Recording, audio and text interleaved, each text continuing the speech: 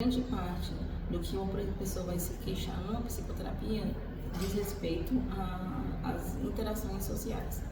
Existe a fábula lá do porco-espinho, né, que é uma fábula associada, né, ao Arthur Schopenhauer, aquele filósofo que diz assim, o seguinte, que na era glacial os porcos-espinhos eles se juntavam para poder sobreviver por causa do frio, mas quando eles se juntavam, se aproximavam, por causa dos espinhos, eles se feriam, né?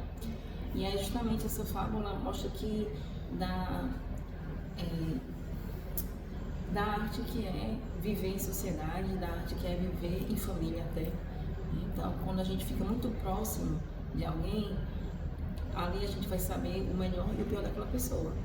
E aí isso gera conflito, gera dissonância cognitiva, gera ambivalência afetiva.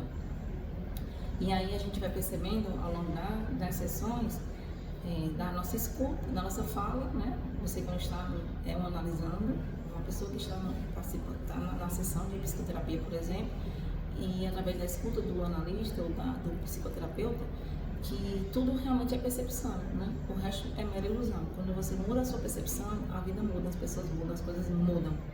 E o mundo sempre permanece o mesmo. Um dia eu estava ouvindo uma música do Roupa Nova, a música é Agora Sim, e fala justamente sobre relacionamento afetivo. E tem uma parte da música que diz assim: tudo não é nada se o mundo girar, girar, girar, girar, girar. Então, de fato, muitas coisas que você dá muito valor hoje, lá no futuro, porque você muda, né? Mudam-se os tempos, mudam-se as vontades, você vai ver que aquilo ali não era nada. Que muita coisa que você valorizava, muita coisa que você dava tanta importância, te magoava, te deixava fazer sofrer, você vai vendo que com o tempo as prioridades vão mudando e você também vai dando importância a outras coisas. Tem uma frase, uma citação que mostra, né? Na verdade, pesquisas mostram isso, né? Que mesmo em zonas de guerra, campos de refugiados ou áreas de fome, grande parte das crianças mantém sua capacidade de brincar e de ser feliz em meio a circunstâncias de horror impensável. Copiar a abordagem infantil da felicidade é não se comportar como uma delas, mas sim ver o mundo como elas veem. É abandonar as percepções estreitas e as respostas prontas, é admitir sem restrições que as pessoas à nossa volta são o que são. Transformar-se numa criança e abrir mão da responsabilidade de julgar, de estar certo em todos os momentos. Isso elimina os bloqueios, permite a ampliação de nossa capacidade de apreciar qualquer coisa ou pelo menos de estarmos serenos e em paz.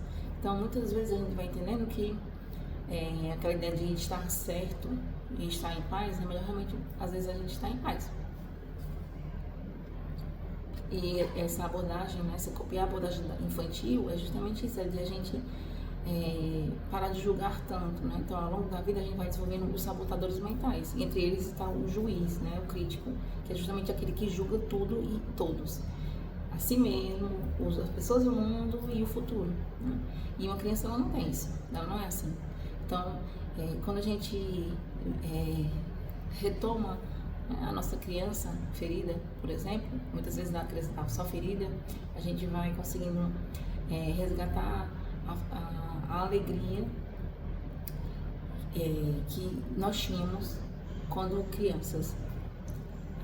Essa flexibilidade, a resiliência também, né, que são virtudes, coisas que muitas vezes a gente vai perdendo ao longo da vida. E é por isso que a gente vai entendendo também que quando a gente... uma das atividades intencionais, por exemplo, é justamente a prática do perdão. Então, quando você perdoa, não é pela outra pessoa, é muitas vezes por você. A pessoa nem sabe e te magoa, muitas vezes nem vai pedir perdão. Mas quando você perdoa, você libera, é como se fosse realmente um fardo, um saco muito pesado que você vinha carregando. Quando você perdoa, você simplesmente se liberta. Então, a vida se torna mais leve. Então, muitas vezes, quando a gente começa a perceber as situações de outra maneira, e quando a gente para de focar tanto nos déficits, nas dificuldades, nos problemas, tem momentos de flow, tem momentos de atividade de atenção plena, por exemplo, né? Quando a gente para ter momentos de contemplação, né? para que a gente não fique sempre naquele corre-corre da vida cotidiana, que é uma coisa boa, mas que ao mesmo tempo pode gerar muito de estresse. A gente tende a